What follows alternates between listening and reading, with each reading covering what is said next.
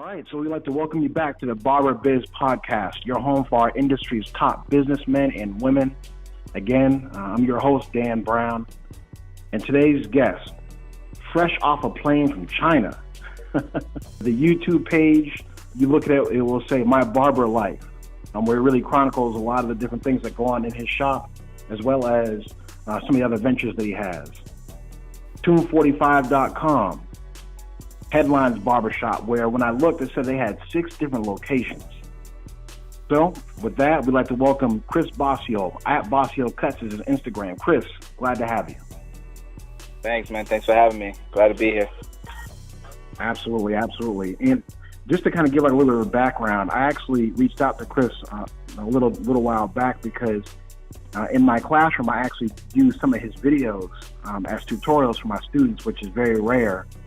To be able to trust a barber with his sanitation and also to his cutting skills. So I appreciate you for that, Chris. Oh, that's great to hear. Thank you. Absolutely. So real quick, just to get started, how exactly did you get started in the industry? I was playing college basketball in Kansas, and this was during the recession, 2007, 2008. And parents lost their businesses and stuff, and we were broke, so they couldn't send me any money. So couldn't afford to go to the barber shop, couldn't afford to go to the team barber, and I was just giving myself a one all the way around and trying to line myself up, just messing myself up. But, you know, I noticed our team barber, one of the players, he was from Texas, and he was making a lot of money on the side cutting hair. And he wasn't licensed or anything like that. He was playing basketball just like me, but I saw that, and I wanted to do the same. So I started trying to learn how to cut hair.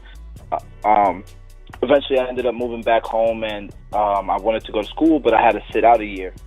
So I figured I'd go to barber school. I'd be able to cut hair on the side while I was playing basketball, and ended up that I fell in love with the industry and never went back to college. Interesting. What position did you play? I was a point guard. Oh, okay. I didn't even know that with the basketball background. You said you played in Kansas? It was a school in Kansas. It was a D2 school right outside of Wichita. Okay, that's what's up. Yes, sir. So you took the opportunity to be able to go to barber school at that point. So how has your business grown from the day that you went to barber school to where you are now? Like, what's given you that drive to be able to do some of the ventures that you have now? You know, the whole drive thing is, for me, is, you know, tomorrow's not promised, and there's a lot of people that depend on me, and that, you know, the drive part is easy. It's figuring things out and finding out the opportunities that are available in this platform. And it's one of those things that I didn't know what was available until I went to the Orlando premiere. That was my first show. And I saw the different things that people were doing in this industry, and I just, you know, I really want to dig deep, and, you know, through personal development and seeing what people were doing in other industries, I figured, man, this thing is wide open, you know. So the drive was easy, and just figuring it all out, and then going all out, you know. Okay. So, well, you know, so I know that, you know, here in Atlanta we have the Bronner Brothers show, and one thing that I do encourage a lot of the students is to really get out and see some of the different shows that are really global. And I got a chance to actually go to the premiere show last year, and I'll be attending it again this year. And that's definitely a very, very good and informative show that's very diverse. Yeah, absolutely. It's good to see what all parts of the industry are doing. The hairstylists, the barbers, the estheticians, and nails. It's good to see what everybody's doing. Yeah, absolutely. So you mentioned your background when you started in barber school, and you said the drive for you was easy. What advice would you have for some of the barber students that are going to school now that are going through some difficult times? Oh yeah, I mean, I've been there too. I make fun of you know, my whole journey in barber school all the time. I tell people I got an associate's in barber school because it took me 2 years to finish barber school. You know, like I said, money was an issue. I was working 60 hours a week, so going to barber school was tough, and I never wanted to quit, you know, but I had to work because I had a family. I had a son, and my wife. So, you know, quitting my job wasn't an option, but quitting school wasn't an option. So, you know, even though it took me 2 years, the worst decision I could have made was quit barber school, was to stop going. So, do what you can and finish it, because, if you really want this bad enough, it'd be very, very sad if you quit school and never got to realize what the barber industry could do for you. What did you do while you were in school? You said you worked 60 hours a week. What else did you do? I was a general manager for Arby's, for a fast food restaurant. Okay. So you mentioned you had your wife, you had your son. How is it that you're able to balance being a parent and also being an entrepreneur at the same time? That's a funny topic, because, I kind of give an unorthodox answer. I don't believe in work-life balance. I really don't. I think it's one of those things that you do what you can, you try as hard as you can to make everybody happy, but you're always going to get pulled to different sides. It's always going to have its ups and downs. And what I try to do is make it a life balance. I try to, people come home from work. Your average person will come home from work and go watch the basketball game. That's their life balance. That's their life side, as opposed to their work side. For me, cutting hair is watching the basketball game. That's my new passion. That's basketball to me. So, I like to look at it as a life balance. And when it comes to the entrepreneur thing, it's all about communication with your family. Keep them involved. We'll be at the Orlando premiere. We'll have a booth, and we'll be selling stuff. And my wife will be there. She'll be there supporting. She'll be there helping with the booth. She feels like it's her journey as well. So I think that helps. And, when I have classes, when I go to schools and I teach, my son's there with me, and he's in awe. He can't believe how many people, want to learn from me and stuff. And it's one of those things that, I keep everybody involved. And for me, it's life balance. Yeah, that's a great, that's really good to hear. I can personally say for myself, my wife is a licensed cosmetologist and an instructor too. And it's rare to be able to find, I'm fortunate in terms of having somebody who's in the field with me, but really being able to do it with, like you said, a family as a team, really sets you apart from a lot of other different people. Oh, yeah, and Dan, my wife is also in the industry, but, I was in the industry for 7 years before she decided to come in. And it wasn't until I dragged her to the Orlando premiere, to the shows, to the things that we were doing, that she started, realize maybe she does have a passion for it as well. So, she just got her license this year. She's in a salon now that she started a few months ago. So I'm excited about that. Congratulations. That's dope. Thank you. So because I know it takes two, So yeah. Absolutely, that's a good look. So I've been asking a lot of conversations I've been having with some different barbers in our area. This kind of a question came up, and I want to ask you it. What do you think is more important, having great customer service or doing great work? That's the easy answer for me. We've had over 60 barbers. Currently, we employ close to 50 barbers right now, and all day, every day, I'll take customer service over skills. All day, every day. I wouldn't even have to bat an eye. Like, I can teach somebody how to cut hair. I can't teach you how to be a good person.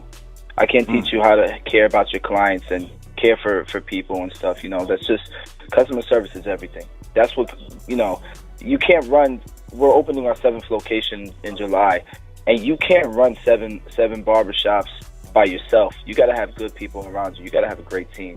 So, customer service all day. Absolutely. So, real quick, can you tell us where the different locations are in Florida for us? And by the way, you are the inaugural interview that I've done from somebody out of Atlanta. So I appreciate you for that. So this is really groundbreaking. Oh yeah, that is an honor, man. Thank you. We have all over the Tampa Bay area, some outside of Tampa, the city, but they're all in the same area. So Land O'Lakes, Lutz,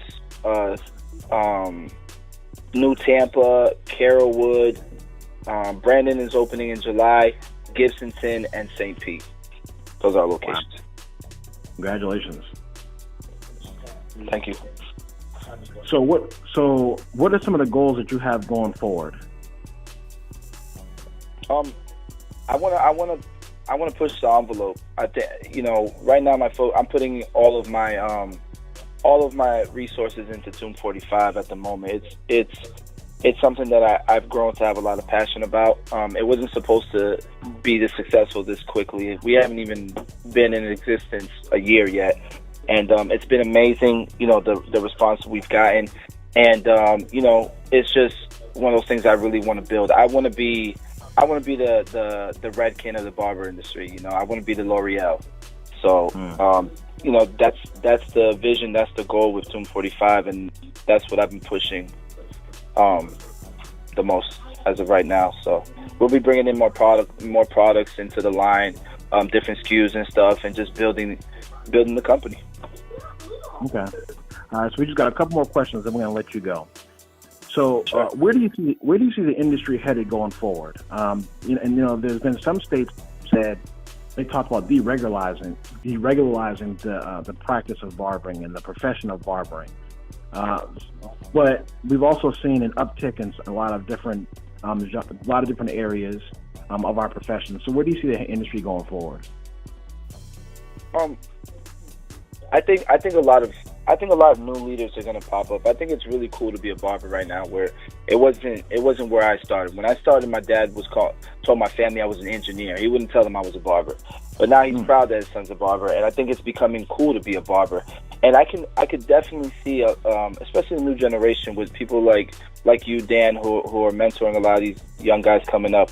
It's just going to get better. It's just going to get stronger. The industry is going to continue to evolve, and envelopes are going to continue to be pushed. And I think no matter the regulation, I think as long as the leaders are there, the standards are going to be to a whole nother level.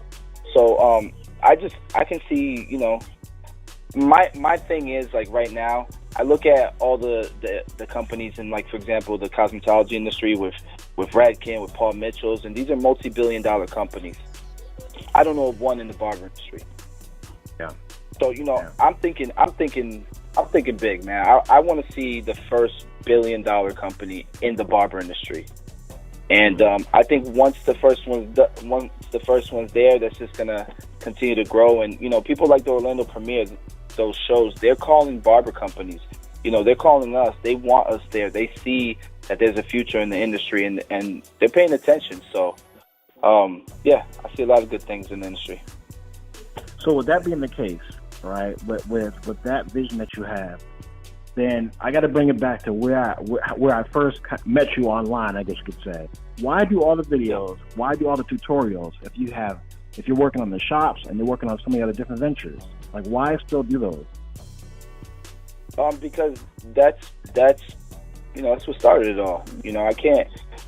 I'm not one of those guys that do it for the money or anything like that, man. Like, my whole thing is a legacy. Tomb 45, die a legend, right? That's what's on all of our apparel and stuff like that. It's all about legacy for me. Time means everything, though. You could be timeless if you help enough people. And I think by helping people, Tomb 45 wouldn't exist if it wasn't for the people that we've helped with the tutorials. And, they want to support what we're doing because of the tutorials. So I remember being a student and not knowing, there was no YouTube like that. It wasn't that easy to check out these videos and stuff. And, most people, they're going to watch these videos and they're not going to do anything with it. I don't think barbers give themselves enough credit. It takes years of honing your craft to become a skilled barber. And, no matter how many YouTube videos there are, unless you're really watching them and actually focus and actually practicing what you're seeing, you're never going to learn, to the level that you want to be. But I think about the guys who come up to me at these hair shows and thank me. I think about the guys who call me, or the guys who DM me or send me comments and give me their testimonials. I'm thinking about those guys, and that's what matters to me, man. So I'll never stop doing these tutorials.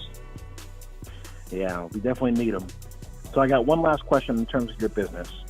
Why is it that a customer should come to one of your locations for Headlines Barbershop? What sets you guys apart? I think what sets us apart is the culture. It's the culture. It's we're all about our clients. And Headlines itself, our customers to us are the barbers, because they pay us booth rent, they pay us rent.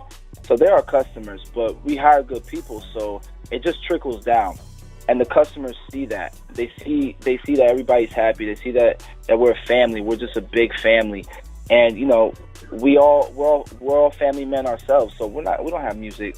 We don't have cursing music on in the shop. A mom can feel comfortable, or dad can feel comfortable bringing their kids here. So and we do everything. We are very diverse. We do every texture of hair. I don't care, I don't care what you look like. You can come into the shop and we'll know how to cut your hair. So, I think that's what sets us apart for the most part, at least in our area. Absolutely. Well, we appreciate your time.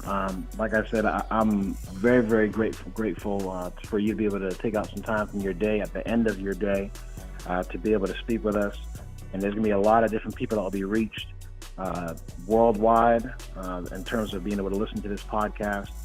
So before I let you go, can you just let our listeners know again where they can find you coming up going forward, whether it's different shows or the different social media or online sites they can find you at real quick? Yeah. I'm super excited about this year. You can find me on YouTube. Just look up Chris Basio. Any of the social media outlets, it's at Basio Cuts.